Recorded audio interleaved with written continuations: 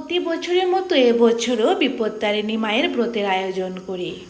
13টি পান, 13টি সুপুরি, 13টি ফল, 13টি ফুল, 13টি রক্তবর্ণ সুতোর গাইড, সব মিলিয়ে সব কিছু 13 মানে 13 ফলের ব্রত।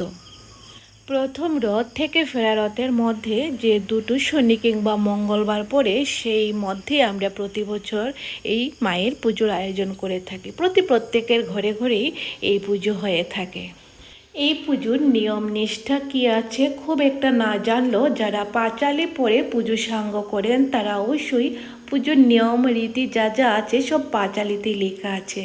আর আমি সেই পাঁচালি অনুসারেই পুজো করি নিজে নিজে। আমার পুজোতে কোনো পুরোহিত আমি আনিনি।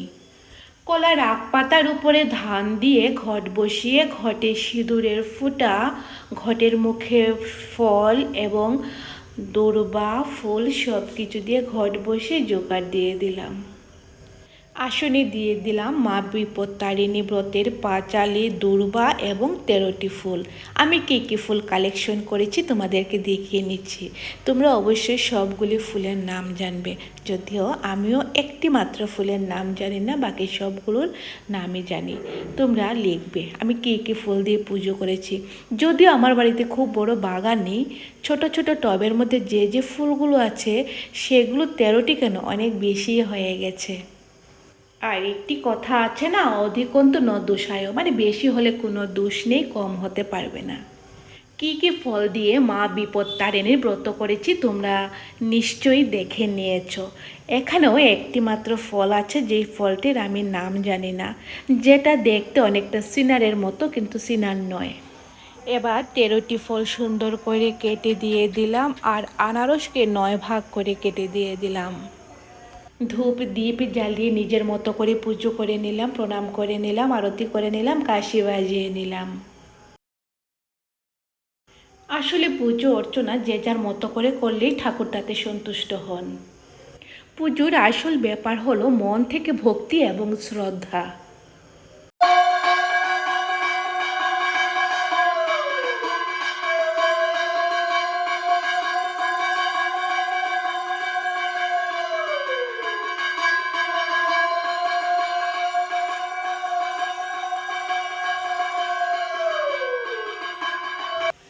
নিজের মতো করে পুজো এবার শেষ হয়ে গেছে, ভোগ লাগিয়ে দিয়েছি, কিন্তু এখনও বাকি রয়েছে। এখন আমার রান্নাবান্না বাকি রয়েছে। আজ খিচুড়ি করব, আলু ভাজা করব আর পায়েস করব। পায়েস বলতে সেমাইয়ের পায়েস করব। আর এই দিকে দেখো, পাখিটা অনেকক্ষণ বন্দি ছিল, এবার আমাকে পেয়েছে, মাথায় ভূতের মতো বসে আছে, কিছুতেই ছাড়াতে পারছি না, চিৎকার করে ওঠে। ওকে নিয়েই সেমাইয়ের পায়েস করে ফেলেছি, এবার খিচুড়ি বসিয়ে দেব। তোমাদের বাড়িতে খিচুড়িতে কী সবজি দিয়েছ? আমার ঘরে খুব একটা সবজি চলে না, তাই তো আমি শুধুমাত্র মিষ্টি কুমড় এবং আলু দিয়েছি খিচুড়িতে, আর ভাজায় দিয়েছি আলু ভাজা। সবজি মটর ভাজা এগুলি কিছুর আয়োজন করিনি, কারণ অনেক বাড়িতেই নেমন্তন্ন আছে। ছেলেও যাবে ভিন্ন জায়গায়, আমিও যাব ভিন্ন জায়গায়, রাতে আবার পাশের বাড়িতে পার্টি আছে। সব মিলিয়ে ঘরে খুব বেশি কিছু রান্না করলে সে রান্নাটা চলবে না। পুজোর প্রসাদ একা খেতে নেই, বিলিয়ে খেতে হয়। আমার ঘরেও নেমন্তন্ন ছিল কয়েকজন, তাদেরকে আমি ভিডিওতে আনিনি, কারণ সবাই ভিডিওতে আসতে পছন্দ করে না, লজ্জা এবং ভয় দুটোই পায় অনেকেই। আদা বাটা, কাঁচা লঙ্কা বাটা দিয়ে দিয়েছি খিচুড়িতে, আর জমজমাট করে এবার সম্ভার দিয়ে দেব। সম্ভারটা যত জমজমাট হবে তত খিচুড়ির স্বাদ হবে।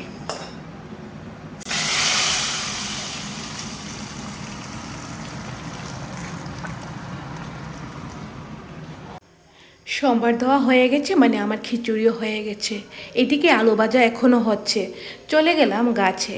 এবছরে আমার নতুন গাছে প্রথম লেবু ধরেছে 4টে, গন্ধরাজ লেবু, খুব ভালো গন্ধ। চলে গেলাম আজ পুজোর দিনে প্রথম লেবু আনতে। দেখাই তোমাদেরকে কত বড় বড় লেবু হয়েছে, আরও অনেক বড় হবে, এখনও কচি রয়েছে। যাক, একটা নিয়ে আসলাম, কাটার খোঁচাও খেলাম।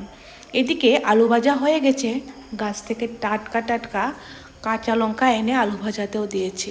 এবার লেবুটাকে কাটছি, সমস্ত ঘর গন্ধে মোহিত হয়ে গেছে লেবুর গন্ধে। আহা! ভোগ তুলে নিয়েছি, সম্পূর্ণ রান্নাবান্না শেষ হয়ে গেছে।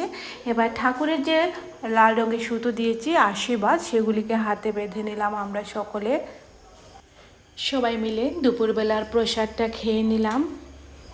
তোমরা যারা এতক্ষণ পর্যন্ত অপেক্ষা করে ধৈর্য ধরে আমার বিপদনাশিনী পুজো দেখেছো সম্পূর্ণটা, একটু বলবে আমার কোন কোন জায়গায় ত্রুটি আছে। কারণ পুজো যদি ত্রুটি থাকে তাহলে পুজোর ফল হবে না। তোমরা আমার বন্ধু, ফেসবুক বন্ধু, তোমরা আমার ত্রুটিগুলি ধরিয়ে দিও, সামনেবার পুজোতে আমি সেই মতো করে নেব।